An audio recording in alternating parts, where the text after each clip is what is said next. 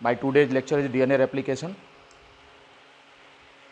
And see here, हमने अपने पिछले लेक्चर में डीएनए रेप्लिकेशन पर आपसे चर्चा किया था और ये बताया था कि प्रत्येक सेल डिवीज़न के बाद एक बार डीएनए की मात्रा को कांस्टेंट रखने के लिए डिवीज़न ज़रूरी है, ये रेप्लिकेशन ज़रूरी है। तो इस तरह से यहाँ पे डायग्राम पे आप देखें तो इस पर एक सेल साइकिल दिखाई गई है और इसमें हमने आपको दिखाया है कि ये जो दोनों डॉटर सेल्स हैं, यहाँ से ये एंटर करती हैं डिवीज़न के कुछ देर बाद, ये G0 फेज में एंटर करती हैं जो कि पीरियड ऑफ रेस्ट होता है। यहाँ से फिर ये प्रोसीड करती हैं G1 फेज में और G1 फेज से S फेज से G2 में और फिर डिवीज़न फेज में आ जाती हैं। आपने अपने जो है प्रीवियस क्लासेज में ये पढ़ा होगा कि जो सेल डिवीज़न होता है ये दो फेज में होता है। एक एक्चुअल फेज ऑफ डिवीज़न जिसको M फेज कहा जाता है या डिवीज़न फेज कहते हैं, और जो दूसरा होता है वो होता है कि दो डिवीज़न के बीच का जो गैप होता है जिसको कि हम इंटरफेज कहते हैं। इस इंटरफेज में सेल अगले डिवीज़न की तैयारी करती है। तो यहाँ पर आप देख रहे हैं कि जो डॉटर सेल है ये एक बार डिवीज़न होने के बाद जब डॉटर सेल बनती है तो फिर ये G0 स्टेज में प्रवेश करेगी। इसको हम बोलेंगे इसका रेस्टिंग स्टेज या डॉर्मेंट फेज होता है। और कुछ केमिकल इंटरेक्शन की वजह से, कुछ विशेष कारणों से G0 से ये वापस G1 में आएगी और फिर यहाँ से प्रोसीड करके सिंथेसिस फेज में प्रवेश करती है। सिंथेसिस फेज को हम यहाँ पर S फेज से लिख रहे हैं। ध्यान रहे कि S फेज में डीएनए का रेप्लिकेशन होता है, ठीक है। अब अगर हम देखें तो एक सामान्य जो सोमैटिक सेल है, सपोज करो कि एक सोमैटिक सेल है और इसमें क्रोमोसोम 1 पेयर है। एक पेयर से कम सोमैटिक सेल में क्रोमोसोम नहीं होंगे। मान लो कि एक क्रोमोसोम ये है और दूसरा क्रोमोसोम ये है, ये क्रोमोसोम का जोड़ा है। इसमें से इस क्रोमोसोम को हम पैटर्नल क्रोमोसोम और इस क्रोमोसोम को हम मैटरनल क्रोमोसोम कह रहे हैं। इस तरह से मिनिमम नंबर ऑफ क्रोमोसोम किसी भी सोमैटिक सेल के अंदर अगर हम देखें तो वो जोड़े में होते हैं। इनमें से एक पैटर्नल होता है और दूसरा मैटरनल क्रोमोसोम होता है, राइट। तो यहाँ पे अगर हम देखें तो क्रोमोसोम में, एक क्रोमोसोम में दो क्रोमेटिड दिखाए गए हैं। एक क्रोमोसोम में दो क्रोमेटिड, एक क्रोमेटिड का जो डीएनए कंटेंट होता है उसको हम C से रिप्रेजेंट करते हैं। इस प्रकार अगर हम यहाँ पर देखें तो इस तरह से 4 क्रोमेटिड हैं, तो डीएनए की जो टोटल क्वांटिटी है सेल के अंदर वो कितनी हो जाएगी, that is 4C। The content of DNA in a somatic cell is 4C in diploid condition, right. अब यहाँ पे होता क्या है कि जब ये सेल डिवाइड करती है तो डिवाइड करने के बाद ये जो क्रोमोसोम्स हैं अपने क्रोमेटिड्स में स्प्लिट कर जाते हैं और इस तरह से एक डॉटर सेल में, अब अगर आप देखें तो क्रोमोसोम का नंबर तो 2 ही होता है, लेकिन एक क्रोमोसोम में जो क्रोमेटिड्स होते हैं वो घटकर आधे हो जाते हैं। यानी कहने का मतलब कि पहले क्रोमोसोम में क्रोमेटिड की संख्या कितनी थी, डबल थी, और अब डॉटर सेल में अगर हम देखें तो क्रोमेटिड की संख्या कितनी हो गई है, सिंगल हो गई है। इस प्रकार से एक सेल के अंदर 2 क्रोमेटिड हैं। जहां पर डीएनए 4C था डिवीजन के बाद, अब ये डीएनए की जो क्वांटिटी है वो कितनी हो गई है, दैट इज 2C। अब अगर इसको हम तुरंत फिर डिवाइड कर दें तो डीएनए की क्वांटिटी एक सेल में CC हो जाएगी, 2C से आधा हो जाएगा यानी कि C हो जाएगा। इसका ये मतलब हो गया कि डीएनए का रेप्लिकेशन अर्थात डीएनए की जो रिकवरी है वो होना बहुत ज़रूरी है, तभी अगला डिवीज़न हो सकता है। अन्यथा क्या होगा कि ऐसे ग्रेजुअल डिवीज़न होते होते डीएनए की जो मात्रा है वो बहुत एक सिग्निफिकेंट लेवल पर कम हो जाएगी और फिर उस जनरेशन, उस स्पेसीज का जो कंटिन्यूएशन ऑफ जनरेशन है वो नहीं हो पाएगा। इसलिए यहाँ पर हमको डीएनए की मात्रा का ध्यान रखना है। After every division we have to recover the lost quantity of DNA. तो इस प्रकार से यह जो सेल है 2C से फिर यहाँ पर आएगी G0 में, कंटेंट 2C है। अगर हम इसकी प्लॉइडी की बात करें, चूंकि क्रोमोसोम का नंबर चेंज नहीं हो रहा है, तो जैसे 2N यहाँ पर है तो यहाँ पर भी 2N और 2N यहाँ पर भी है, क्योंकि क्रोमोसोम का नंबर 2 है। ये बात और है कि इसमें क्रोमेटिड 2 नहीं है, लेकिन नंबर है 2 तो इसको डाइप्लॉइड कहेंगे। बस डीएनए की मात्रा आधी हो गई, 2C हो गई और 2N प्लॉइडी रहेगी। यहाँ पर ये 2N रहेगा, ये भी 2N है, ये भी 2N है। प्लॉइडी कहीं नहीं चेंज हो रही है माइटोसिस डिवीजन में, इस बात को ध्यान रखेंगे। केवल कौन बदल रहा है, डीएनए की मात्रा घट रही है। अब हम आ गए कहाँ पर, सिंथेसिस फेज में। आपको पता है कि सेल साइकिल का जो सिंथेसिस फेज होता है, जो इंटरफेज होता है, ये लेंदी होता है। बाकी अन्य जैसे G1, G0 इन सबसे लेंदी होता है। हालांकि कुछ सेल्स में G0 सबसे लंबा होता है। ऐसी सेल्स होती हैं जो वर्षों डिवाइड नहीं करती हैं या फिर डिवीजन स्टॉप कर देती हैं। जैसे कि कार्डियक मसल्स में सेल्स हैं, न्यूरल सेल्स हैं, इन सब में ये सेल्स क्या होती हैं, these always remain in G0 stage and never divide. तो यहां पर G0 फेज सबसे लंबा हो जाएगा। तो इस बात को ध्यान रखें, अगर क्वेश्चन पूछा जाता है कि इंटरफेज में कौन सी स्टेज सबसे लंबी होती है, तो सामान्य परिस्थिति में S फेज होता है। लेकिन ऐसी सेल्स जो लॉन्गेस्ट पीरियड के लिए डोरमेंट स्टेज में है और वो क्वाइसेंट स्टेज में पड़ी है, डिवीजन नहीं हो रहा उनका, तो यहां पर G0 फेज सबसे लंबी अवस्था होती है। इस बात को आप समझ लीजिए। अब आइए, जब S फेज से हमारी सेल पास हो रही है तो क्या हो गया, अब यहां पर डीएनए का अमाउंट फिर डबल हो गया। प्लॉइडी तो वही रहेगी 2n, it is not going to change anywhere, ये कहीं पर भी चेंज नहीं हो रहा। Ploidy of the cell is not going to change, it is the quantity of DNA that is going to change, right. After division it is reduced to half. After synthesis the lost quantity of DNA is again recovered। यानी कहने का मतलब ये हो गया कि DNA का निर्माण यहां पर काफी सिग्निफिकेंट रोल प्ले कर रहा है and it is going to happen in S phase of interphase of mitosis division. यहां पर अगर आप देखें तो यह जो फेज है एस फेज, यहीं पर डीएनए का रेप्लिकेशन होता है। ठीक, डीएनए का रेप्लिकेशन क्यों होता है ये आप समझ गए, डीएनए का रेप्लिकेशन कहां होता है ये आप समझ गए। अभी दो प्रश्नों के उत्तर बाकी हैं, डीएनए रेप्लिकेशन में होता क्या है और डीएनए रेप्लिकेशन में जो होता है वो कैसे होता है। इन दोनों प्रश्नों का means what happens and how it happens, इन दो प्रश्नों के उत्तर हमें समझने हैं। What happens in DNA replication and how the DNA replication takes place means what is the mechanism of DNA replication. आप इसके पहले दो प्रश्नों के उत्तर पा चुके हैं, पहला कि डीएनए का रेप्लिकेशन क्यों जरूरी है और दूसरा ये कहां होता है। तो this takes place in S phase and this takes place to maintain the quantity of DNA in the cell after cell division, right. आइए और हम समझें कि डीएनए का रेप्लिकेशन में क्या होता है। तो यहां पर अगर आप देखें, हमने सबसे ऊपर लिखा है replication of DNA takes place in S phase of cell cycle. ये पहले प्रश्न का उत्तर हो गया कि कहां पर होता है। It is the essential to maintain the quantity of DNA after every cell division. इसका मतलब कि हमने वाई का उत्तर दे दिया है, वेयर का उत्तर दे दिया है, व्हाट हैपेंस। अब तीसरा जो प्रश्न है कि इसमें होता क्या है, तो इसमें होता क्या है, the process involves the synthesis of new strand. What happens here, एक डीएनए का नया स्ट्रैंड इस पर पुराने डीएनए को टेम्पलेट की तरह इस्तेमाल करके होता है। यानी कि पुराने स्ट्रैंड पर डीएनए के नए डीएनए का निर्माण होता है। This happens in DNA replication. तो अगर क्वेश्चन अराइज करे कि what happens in DNA replication, तो आप बताएंगे it is the step of synthesis of DNA in the cell during cell division, right. तो इस प्रकार से आप देख रहे हैं कि व्हाट हैपेंस इन, तो ये व्हाट का उत्तर आपको मिल गया, where, why and what happens, यहां पे क्या काम हो रहा है ये मैंने आपको बता दिया कि एक डीएनए से दूसरे डीएनए का निर्माण होता है, राइट। फिर ये कैसे होता है, इसको एक लाइन में हम उत्तर नहीं दे सकते, यही है मैकेनिज्म ऑफ डीएनए रेप्लिकेशन। ठीक, यहां पर सबसे पहला स्टेप ये होगा, एक स्टेटमेंट पर हमको चर्चा करनी है, that was given by Meselson and Stahl. Meselson Stahl ने अपने एक्सपेरिमेंट में इस बात को लिखा था, बताया था कि डीएनए का रेप्लिकेशन जो होता है ये सेमी कंजर्वेटिव होता है, राइट। ये बहुत इंपॉर्टेंट टर्म है, the semi conservative nature of DNA replication. DNA का रेप्लिकेशन सेमी कंजर्वेटिव होता है। And what do mean by the semi conservative mode of replication, you can see here.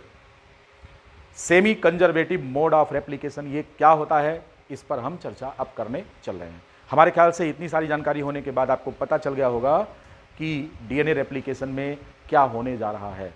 DNA replication का जो process है ये semi conservative है। आइए इस पर हम चर्चा करें और इसके बारे में समझें कि सेमी कंजर्वेटिव का मतलब क्या होता है।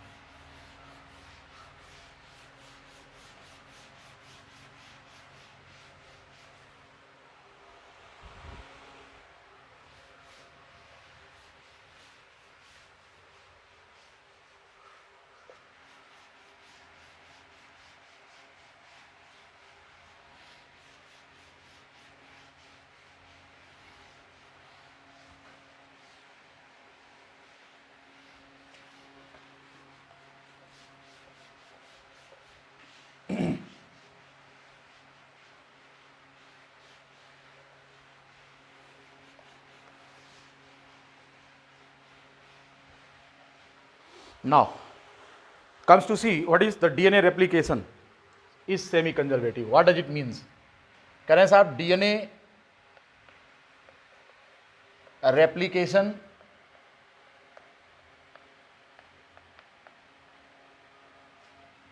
is semi conservative.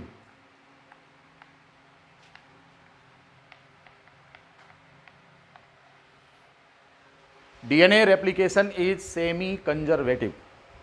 अब यहां पर ये जो स्टेटमेंट दिया गया था ये था एक्सपेरिमेंट करने के बाद, साइंटिस्ट का नाम है मिजेल्सन एंड स्टाल, साइंटिस्ट थे जिन्होंने ये स्टेटमेंट दिया था कि डीएनए का रेप्लिकेशन सेमी कंजर्वेटिव होता है। अब बात करेंगे कि इस सेमी कंजर्वेटिव का मतलब पहले आप समझ लीजिए क्या होता है। तो सपोज करो कि ये आपका ओल्ड स्ट्रैंड है डीएनए का, सपोज दैट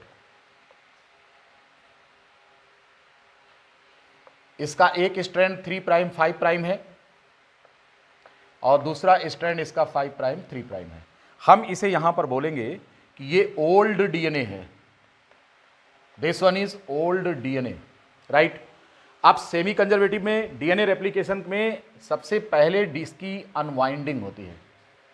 अनवाइंडिंग हमने आपको पिछले लेक्चर में बताया था कि डीएनए जो डबल स्ट्रैंड है ये सिंगल स्ट्रैंड में खुलता है। अगर हम एंजाइम का इस्तेमाल करेंगे तो प्रोसेस को हम अनवाइंडिंग कहेंगे, और अगर यहाँ पर हम इसको हीट करके अलग करेंगे तो प्रोसेस को मेल्टिंग कहते हैं। तो यहाँ पर नेचुरल प्रोसेस में अनवाइंडिंग होता है और इसमें जो एंजाइम लगता है उसका नाम होता है helicase enzyme. Now this enzyme is helicase enzyme. अब होगा क्या कि आपके ये दोनों स्ट्रैंड खुलकर अलग हो गए। 3 प्राइम 5 प्राइम स्ट्रैंड आपका ये हो गया, 5 3 स्ट्रैंड आपका ये हो गया। ये दोनों कौन हैं? ये दोनों ओल्ड स्ट्रैंड हैं, ओल्ड एज टेम्पलेट। यहां पर ओल्ड स्ट्रैंड टेम्पलेट की तरह काम कर रहा है, old strand as template, old strand as template. You can see here आपको 2 स्ट्रैंड यहां पर प्राप्त हो गए, एक 3 प्राइम 5 प्राइम का और दूसरा 5 प्राइम 3 प्राइम का। ये स्ट्रैंड आपको प्राप्त हो गए दोनों, ठीक, अनवाइंडिंग हो गई।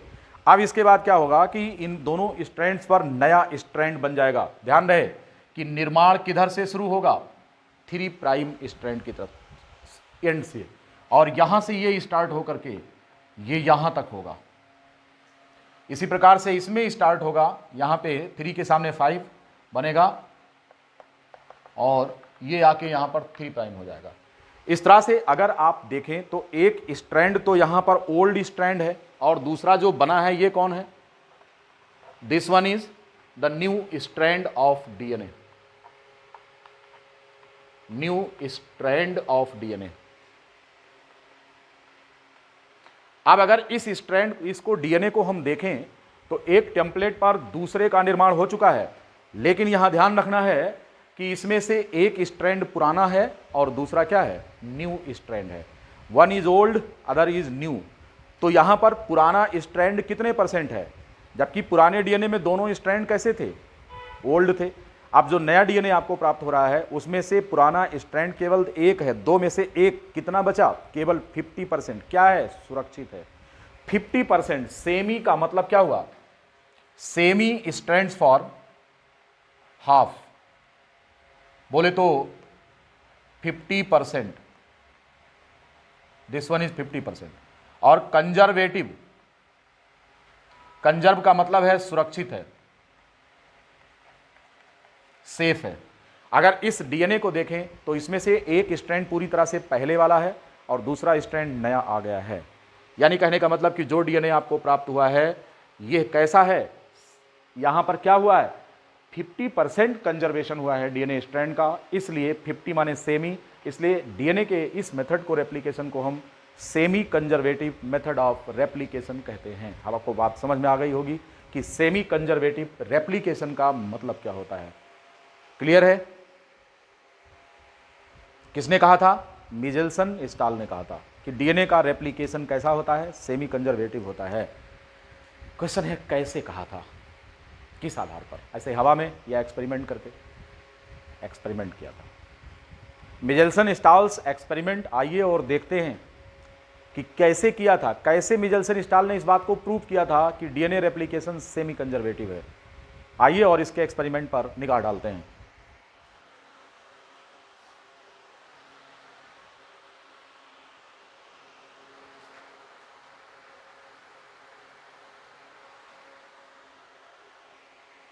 चलिए और देखते हैं कि सेमी कंजर्वेटिव रेप्लिकेशन कैसे उसने प्रूव किया था इस चीज को। What was the experiment of Meselson stall?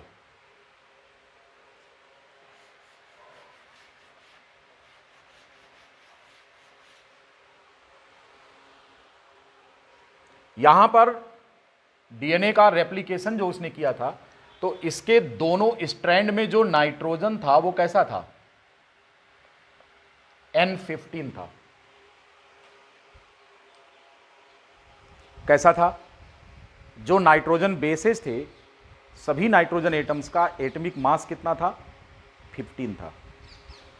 और इसको अलाउ किया गया था, जो मीडियम था रेप्लिकेशन का, medium of replication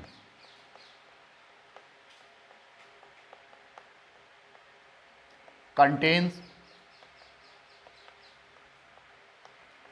NH4Cl।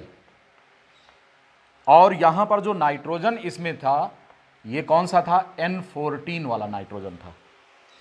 N14 सामान्य नाइट्रोजन होता है। N15 इसका एटॉमिक मास सामान्य से ज्यादा है, वजन ज्यादा, रेडियो एक्टिव नहीं है, ध्यान रखना, ये रेडियो एक्टिव नहीं है, मास इसका ज्यादा है, एटॉमिक मास ज्यादा है 15। और इसमें जो अमोनियम क्लोराइड जो कि नाइट्रोजन सोर्स के रूप में इस्तेमाल किया गया था, इट वाज N14। और जब इसने रेप्लिकेशन कराया तो इसमें यह देखा कि इसका जो एक स्ट्रैंड है वो कौन सा है? ये N15 वाला है। लेकिन जो दूसरा स्ट्रैंड है ये कौन सा है? N14 वाला आया।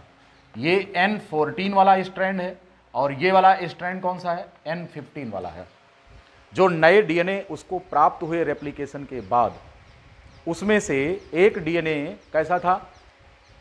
एक डीएनए का स्ट्रैंड पुराना था, तो जिसमें N15 वाला डीएनए था। जो नया डीएनए आया, चूंकि मीडियम में हमने जो नाइट्रोजन उपलब्ध कराया है अमोनियम क्लोराइड, उस नाइट्रोजन का जो एटॉमिक मास है वो कितना है? 14 है। तो जो नए स्ट्रैंड बनेंगे उसमें जितने भी नाइट्रोजन एटम इनकॉर्पोरेट किए जाएंगे उन सभी का एटॉमिक मास 14 होगा। इस तरह से जो डीएनए यहां पर प्राप्त हुआ है, it is hybrid with respect to the type of nitrogen atom present in both strands. इनके दोनों स्ट्रैंड में से एक N15 है और एक N14 है, और इस प्रकार से इसकी डेंसिटी का मेजरमेंट किया था। क्योंकि देखने पे तो पता ही नहीं चलेगा कि इसमें N15 है या N14 है, कैसे जानेंगे कि किसी भी स्ट्रैंड में N14 है और इस स्ट्रैंड में N15 है? ये बात कैसे जानेंगे? तो इसके लिए हम इसकी डेंसिटी मेजर करते हैं। क्या मेजर करते हैं? डेंसिटी मेजर करते हैं। अब ध्यान रहे कि जिसमें हैवी नाइट्रोजन है उसकी डेंसिटी ज्यादा होगी, जिसमें हैवी नाइट्रोजन है उसकी डेंसिटी क्या होगी? ज्यादा होगी।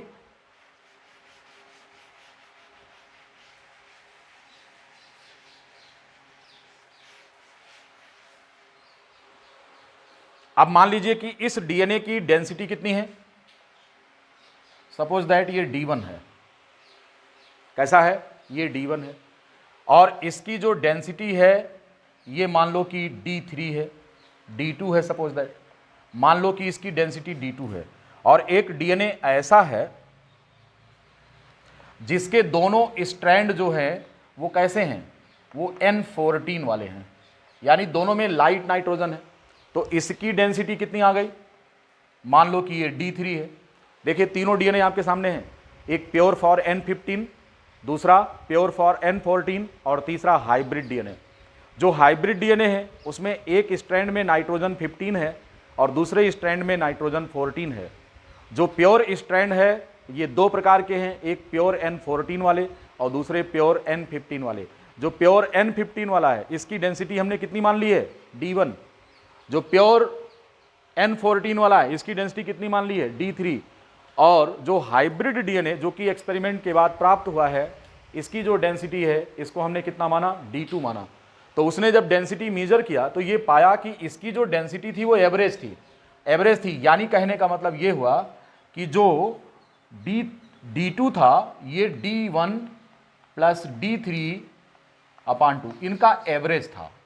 ये डेंसिटी मेजर की गई थी, यानी कि ये जो डेंसिटी है वो किसकी है, ये हाइब्रिड डीएनए की है, और ये दोनों प्योर हैं, pure N15 and this one is pure N14, यानी कि प्योर N15 और प्योर N14 इन दोनों का एवरेज पाया गया डेंसिटी।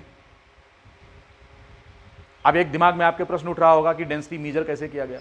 इतना तो आपको पता है कि डेंसिटी जो होता है वो मास पर निर्भर करता है, mass upon volume equals to density, you know, M/V equals to D, ये पता है। अब जिसका मास ज्यादा होगा उसकी डेंसिटी अपने आप ज्यादा हो जाएगी, और मास किसका ज्यादा है, जिसमें N15 है। अब जिस स्ट्रैंड में, दोनों स्ट्रैंड में N15 है तो उसकी डेंसिटी सबसे ज्यादा होगी, और जिसके दोनों स्ट्रैंड में N14 है उसकी डेंसिटी सबसे कम होगी। और तीसरा, जिसके स्ट्रैंड में, एक स्ट्रैंड में N15 दूसरे में N14, तो इसकी डेंसिटी दोनों की एवरेज होगी, इंटरमीडिएट होगी। यहां तक की बात समझ में आ गई। मिचेल्सन-स्टाल ने कहा सेमी कंजर्वेटिव है। सेमी कंजर्वेटिव का मतलब डीएनए के दोनों स्ट्रैंड में से एक पुराना एक नया है।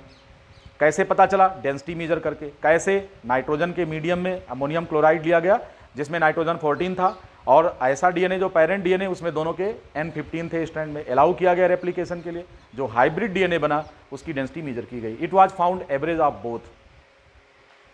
क्वेश्चन ये है कि डेंसिटी मेजर कैसे किया, डेंसिटी नापी कैसे गई। तो डेंसिटी मेजर करने के लिए एक्सपेरिमेंट उसने किया था डेंसिटी ग्रेडियंट सेपरेशन। क्या किया गया था, डेंसिटी ग्रेडियंट सेपरेशन। सेंट्रीफ्यूज करके एक मीडियम तैयार किया गया, उसमें इस डीएनए को रखा गया और सेंट्रीफ्यूज किया गया, तो तीनों प्रकार के डीएनए तीन अलग अलग पोजीशन को ऑक्यूपाई करते हैं। आइए और इस एक्सपेरिमेंट को बहुत बारीकी से समझते हैं कि डेंसिटी ग्रेडियंट सेपरेशन टेक्निक क्या होती है। डेंसिटी मेजर करने के लिए जो तरीका अपनाया गया था वो था डेंसिटी ग्रेडियंट सेपरेशन।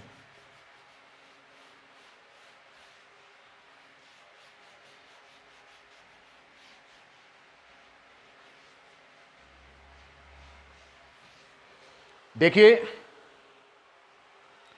सेंट्रीफ्यूज एक मशीन होती है।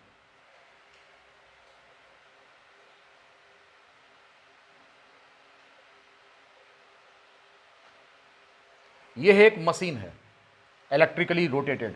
ये इस तरह से, इसका जो ये शाफ्ट है इस तरह से ये रोटेट करता है। ये इलेक्ट्रिक वायर है जो हमने इसके साथ कनेक्ट किया है, इसको हमने बिजली से कनेक्ट कर दिया है, और इसमें ऐसे ये गैप बना हुआ होता है, सॉकेट्स होते हैं जिसमें हम ट्यूब डाल सकते हैं। ऐसे इसमें हम ट्यूब पहना सकते हैं, और इस ट्यूब को नाम देते हैं क्या, ये है सेंट्रीफ्यूज ट्यूब, दिस वन, ये सेंट्रीफ्यूज ट्यूब है। अब इस सेंट्रीफ्यूज ट्यूब को हम यहां पर दिखा रहे हैं डिटेल में। ये है आपकी सेंट्रीफ्यूज ट्यूब, दिस वन, ये सेंट्रीफ्यूज ट्यूब है, और इसके अंदर हमने सॉल्यूशन भर रखा है। ये जो सॉल्यूशन है,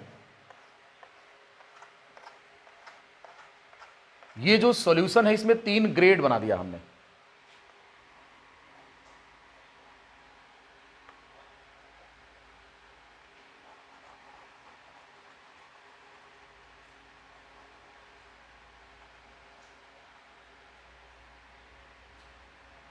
देखिए, हमने यहां पर 3 ग्रेड बनाया है सॉल्यूशन का। जो सॉल्यूशन इसमें लिया है वो कौन है, centrifuge tube with caesium chloride solution. जो हमने सीजियम क्लोराइड सॉल्यूशन इसमें लिया है ये 3 डिफरेंट ग्रेड का है। कौन कौन सा, यहां पर डेंसिटी, यहां पर डेंसिटी और यहां पर डेंसिटी, ये तीनों डिफर कर रही है।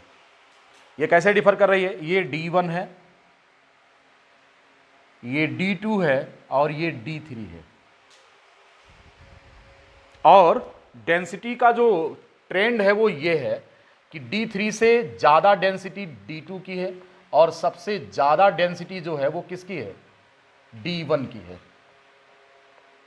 ठीक है, यानी कि जो सीजियम क्लोराइड सॉल्यूशन इस ट्यूब के अंदर हमने भरा है, सीजियम क्लोराइड सॉल्यूशन हमने इस ट्यूब के अंदर भरा है, इसकी डेंसिटी जो है यहाँ पर D3 कम रखी गई है, इससे जस्ट नीचे आए तो थोड़ा ज़्यादा रखी गई है, और जहाँ नीचे बॉटम पर सबसे ज़्यादा रखी गई है।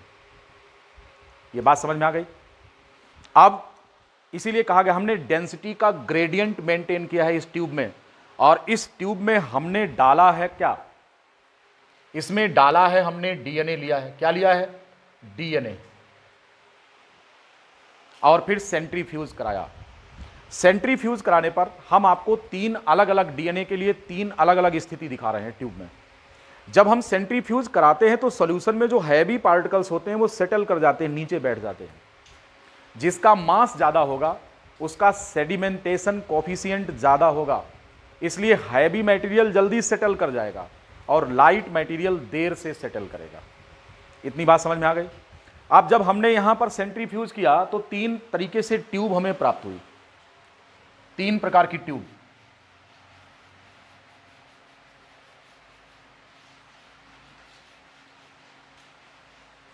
अब अगर देखेंगे ये 3 हम अलग अलग ट्यूब आपको दिखा रहे हैं। एक ट्यूब ये है, दूसरी ट्यूब ये है, तीसरी ट्यूब ये है, और चौथी ट्यूब हमारी ये है। पहले ट्यूब में हमने जो डीएनए डाला है वो कौन सा है, हमने जो इसमें डाला है वो डीएनए ऐसा है जिसके दोनों स्ट्रैंड में कौन है, N15 वाला है। इसमें जो डीएनए हमने डाला है इसके दोनों स्ट्रैंड में N14 है। इसमें जो हमने डीएनए डाला है इसके एक स्ट्रैंड में तो N14 है और दूसरे स्ट्रैंड में N15 है, इस प्रकार से। और इस ट्यूब में हमने तीनों डाला है, इसमें all the type of DNA, इसमें ये तीनों प्रकार का डाल दिया, ये भी डाला, ये भी डाला, ये भी डाला, इसमें तीनों डाल दिया। राइट। डेंसिटी यहां पर D3 है, यहां D2 है, और बेस पर क्या है, D1 है सभी में। जब हमने डेंसिटी ग्रेडियंट सेपरेशन करने के लिए इनको सेंट्रीफ्यूज किया तो जो हैवी नाइट्रोजन वाला डीएनए था जिसके दोनों स्ट्रैंड में N15 था, उसने अपनी पोजीशन कहां ले लिया, जो हैवी होता है वो बेस पर जाता है। तो ऐसी कंडीशन में इस डीएनए का बैंड कहां पर अपीयर हुआ, यहां पर अपीयर हुआ, क्योंकि इसकी डेंसिटी D1 थी तो यहां आकर के रुका। इसमें हमने हल्का डीएनए डाला है तो ये डीएनए कहां पर रुका, जाकर यहां पर रुक गया। इसकी डेंसिटी कैसी है, D3 है, देखो यहां पर लिखा है, इसी के सामने सबको समझिए। तीसरा जो डीएनए है वो बीच में रुका, ना बेस पर गया और ना सरफेस पर रहा। कहां रहा, बीच में। क्यों, क्योंकि इसकी डेंसिटी D2 है। बात को समझ रहे हैं। Density gradient separation technique, solution में मीडियम किसका है, सीजियम क्लोराइड का। डेंसिटी अलग अलग बना रखी है, सरफेस पर कम, मीडियम में, मिडिल में थोड़ा एवरेज, और बेस पर कंप्लीट मैक्सिमम डेंसिटी। और इस प्रकार डीएनए को जब सेंट्रीफ्यूज किया गया, अब अगर इस ट्यूब में हम देखें तो यहां पर डीएनए तीनों प्रकार के मिल जाएंगे आपको।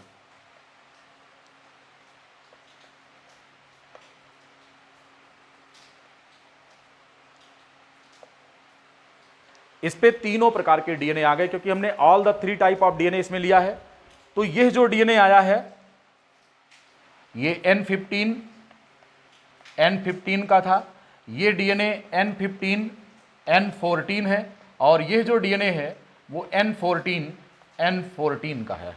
यानी कि जो हल्का डीएनए था सबसे ऊपर रुका, हाइब्रिड डीएनए बीच में आया और जो प्योर N15 का था वो हाईएस्ट था, वो नीचे बैठ गया।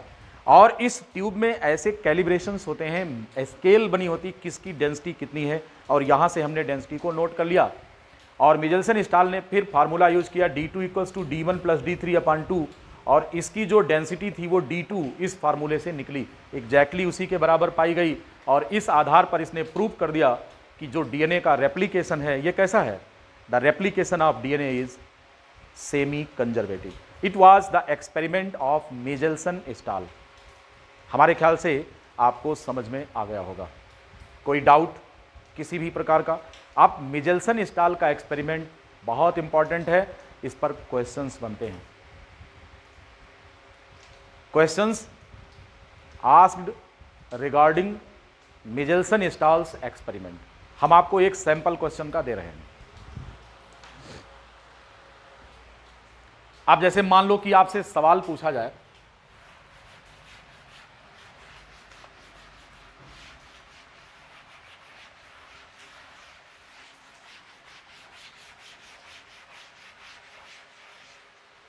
सपोज करो कि आपसे क्वेश्चन पूछा जाए। क्वेश्चन है, in the experiment of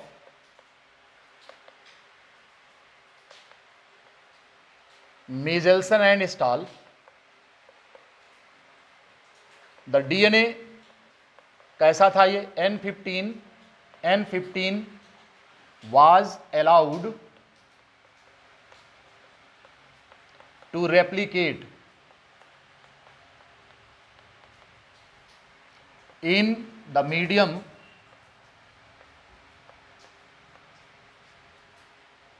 of NH4Cl, जिसमें कि नाइट्रोजन कैसा था, 14 था। After third generation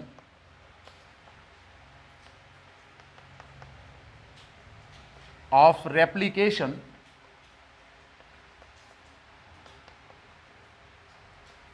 what was the number of hybrid and pure DNA? ये क्वेश्चन आपके सामने है, ध्यान से सुन लीजिए। ऐसा डीएनए जिसके दोनों स्ट्रैंड में N15 है, इसको 3 जनरेशन तक रेप्लिकेट कराया गया। किस मीडियम में? In the medium of ammonium chloride with nitrogen 14। और इस 3 जनरेशन के बाद ये पूछ रहा है कि कितने डीएनए हाइब्रिड होंगे, यानी कि जिनके एक स्ट्रैंड में N15 N14 हो, और कितने डीएनए यहाँ पर प्योर होंगे जिनके दोनों स्ट्रैंड या तो N15 हो और या फिर वो N14 के हो। ऐसे सवाल आपसे पूछे जाएंगे और ये बहुत इंपॉर्टेंट क्वेश्चन है, अक्सर आ जाता है कंपटीशन में, तो आपको इसे जानना है। हाउ टू कैलकुलेट इट मैं आपको समझा दे रहा हूँ। देखिए, एक जब साइकिल रेप्लिकेशन की होती है तो एक डीएनए से आपको कितने डीएनए प्राप्त हो जाते हैं? 2 डीएनए प्राप्त हो जाते हैं, राइट। एक साइकिल में 2 डीएनए, तो 3 साइकिल में कितना? 2 की पावर 3, यानी कि फार्मूला हम यूज करेंगे number of DNA equals to 2 की power n, and here n is 3. Now the 2 की power 3 equals to total number of जो डीएनए प्राप्त होंगे वो 8 होंगे। कितने प्राप्त होंगे? 8। आपके पास N15 वाले डीएनए कितने हैं अभी फिलहाल? 2 स्ट्रैंड हैं डीएनए के। कितने हैं?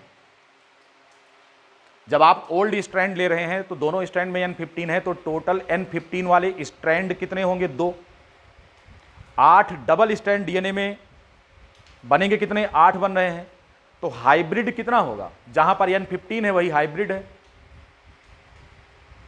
तो इस प्रकार से 2 स्ट्रैंड, क्योंकि N15 का एक स्ट्रैंड अगर N14 के साथ चला जाएगा तो ये हाइब्रिड हो जाएगा। तो ऐसे कितने हाइब्रिड बन सकते हैं? 2।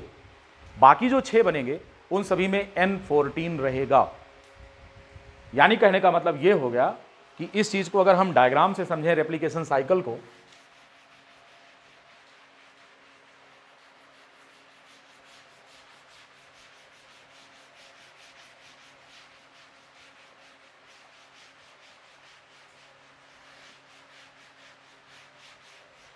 समझिए इस चीज को।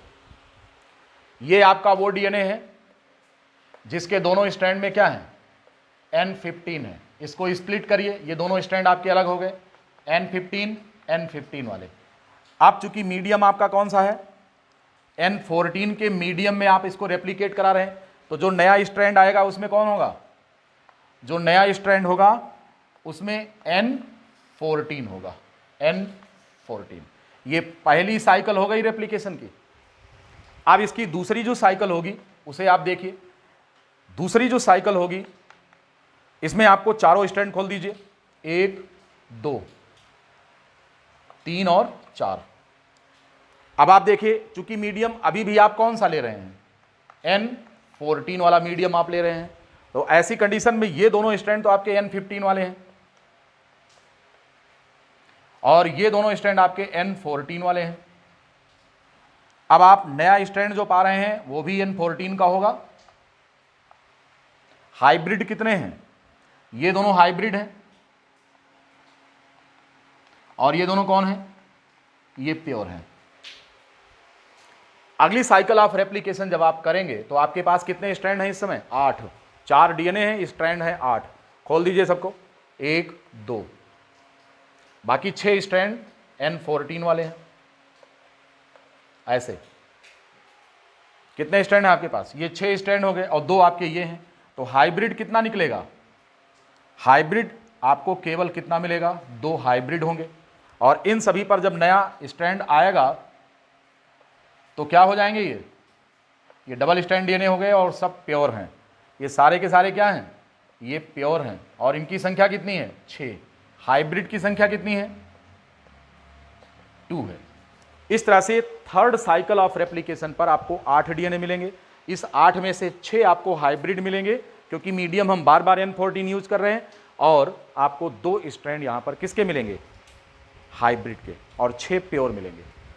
इस प्रकार से इस क्वेश्चन का ये सॉल्यूशन, हमने आपको समझाने में थोड़ा टाइम लगा दिया, अदरवाइज आप केवल गिन लीजिए कि जो ओल्ड स्ट्रैंड है उसमें केवल आपको 2 ही N15 मिलेंगे। अब अगर आप चौथी साइकिल रिपीट करते हैं यहाँ पर तो 16 डीएनए प्राप्त होते, इन 16 में से 2 हाइब्रिड होते, क्योंकि आपके पास N15 केवल 2 ही स्ट्रैंड, तो 2 हाइब्रिड बनाएगा और बाकी सब N14 वाले आ रहे हैं, तो टोटल क्या हो जाएगा, फिर ये सब टोटल प्योर हो जाएंगे, और प्योर अगर हो गए तो सभी के स्ट्रैंड में N14 रहेगा। इस प्रकार से इस तरह के प्रश्नों के उत्तर आपको नीट एग्जामिनेशन में अपने देना है, कैसे करना है, राइट। हमारे ख्याल से डीएनए रेप्लिकेशन में क्या होगा और Meselson Stahl experiment, semi conservative replication क्या है, हमने आपको यहाँ पर समझा दिया है। इसका एक और एक्सपेरिमेंट है जिसे हम आपको रेडियो एक्टिव मेथड से समझाएंगे अपने अगले लेक्चर में, जिसमें आपको बताएंगे कि semi conservative mode of replication radio active nitrogen base लेकर कैसे किया गया था। आज के हमारे इस लेक्चर में इतना ही। उम्मीद है कि आपको ये लेक्चर समझ में आ गया होगा। DNA replication is semi conservative and the Meselson Stahl's experiment. Feedback देना समझ में कैसे आया, ठीक है, थैंक यू।